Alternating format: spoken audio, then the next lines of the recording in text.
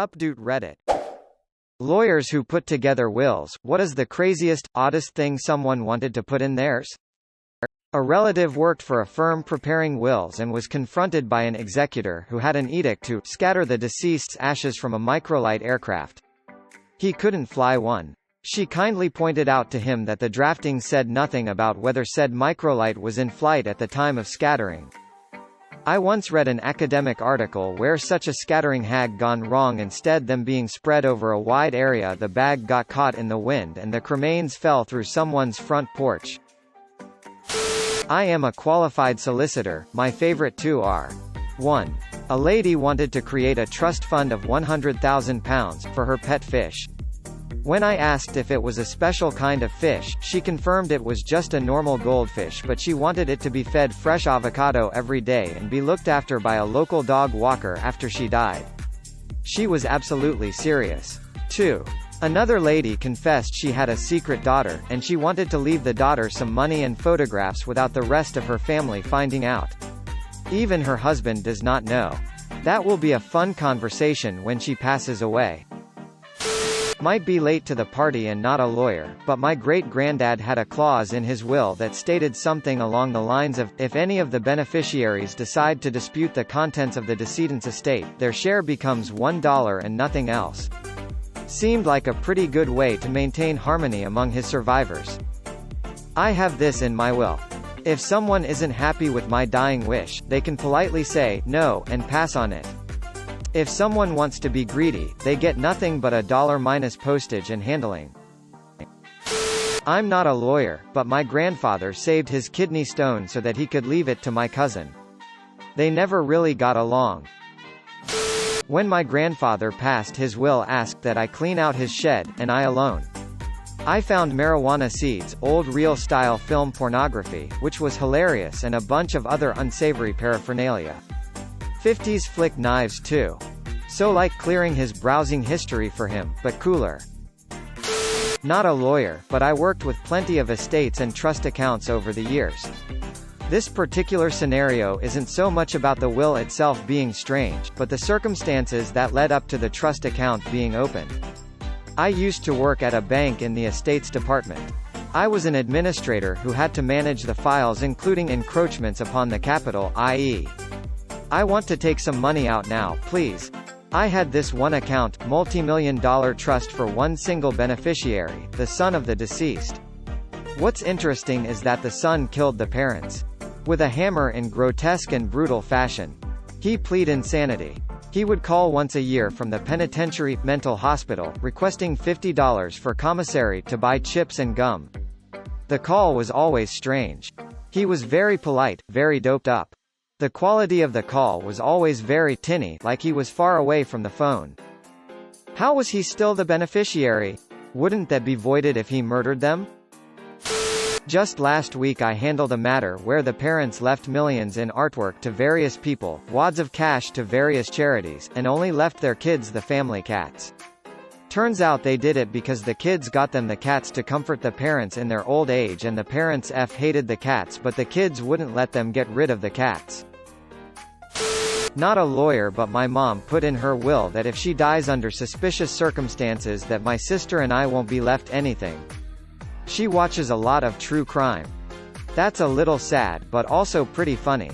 Is your mom very wealthy to warrant such suspicion?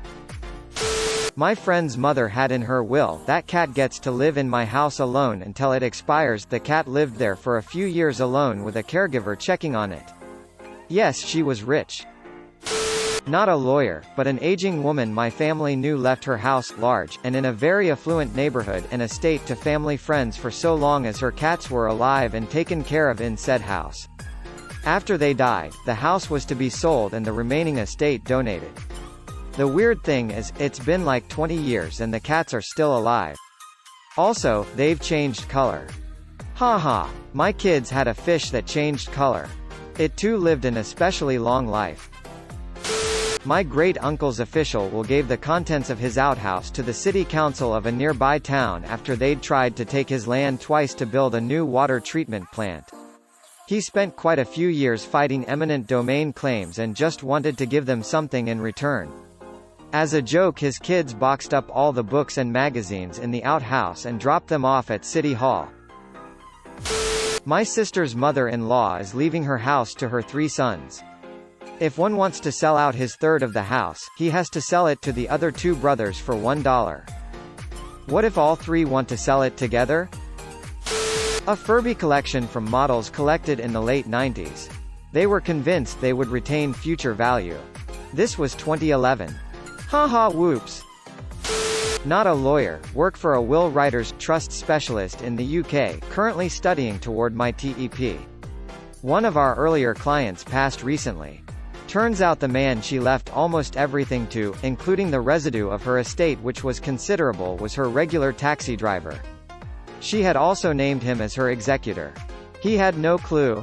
The woman named as her executor and main beneficiary on her previous 2 wills, a close friend of many years, was understandably flabbergasted and contested the will. We responded to her solicitor's Lark v. Nugis request, informed Mr. Taxi Driver, who didn't even know our client had passed, and the will was upheld. Aforementioned friend was left a legacy of £5,000 if I remember correctly, but her nose was clearly out of joint. Bonus observation, it takes a lot less than £5,000 being up for grabs to make families turn against each other. Can get really nasty. One of the most startling things I've learned in my short time in this business. I had the first son, so my dad decided to leave me more. Except he did the math wrong and it came out to 105%. He had dementia. My wife's grandma is not putting the grandkids in the will to not play favorites, but my wife is her favorite, so she made my wife the executor and gave whoever the executor just happens to be 5%. My vindictive grandmother left my aunt $20 as a reminder of the $20 my aunt stole from her once. Not a lawyer, but I work at a law firm. One client left $100,000 to his 2 cats so they could maintain their current lifestyle. Meow. It's me, your cat. My grandma left a penny and a nasty comment to almost every person in the will, all of her sons and daughters, even a few grandchildren, except for me. I got $1,000. Thanks, Grandma. Pardon my curiosity, but why were you the only one exempted of nasty comments? In my mum's will, which I have seen, she has left me the kitchen table and chairs. She lives on a South Manchester council estate. My brother gets the sideboard. My old landlord took 2 years to boot me out because her mother who owned the place died and she wanted to sell the place. But her mother's carer said the mother verbally promised the house to her. Even though it was not written in the will, it still took 2 years of fighting in court to clear things up. No, the carer didn't get it in the end even after all the appeals. My great-grandmother left most of her money to a local donkey sanctuary. No, ma'am, in order to bequeath something, you actually have to own it. I work in probate. The oddest thing I've seen in a will is to euthanize their beloved horse, have it cremated and its ashes scattered with the decedent. Lucky for her horse, she named a horse that was already dead so the one she got afterwards lived to see another farm.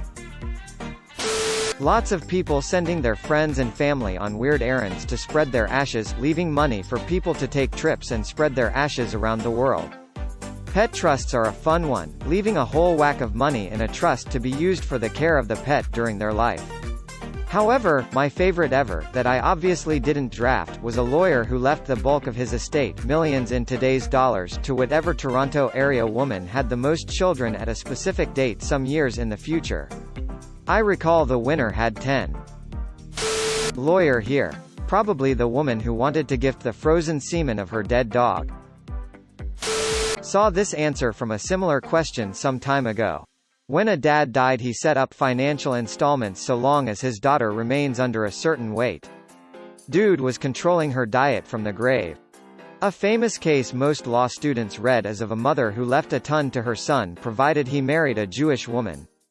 Well, he was already married to a non-Jewish woman. Big mess. Me and a friend from middle school have an agreement that he gets $10 out of my estate. I also want all beneficiaries notified by a mysterious man in a dark suit, preferably on a dark rainy day. Had a friend who had a toxic relationship with his uncle. When his uncle passed, he was surprised to find he was in the will. Turns out there was a handwritten IOU that read, "I'm leaving you 15K, but you have to come get it from me. I'll see you in hell." My friend laughed. A good clause is always, for reasons known to them, witches will speak for, you've gone and fucked up, I don't forgive you.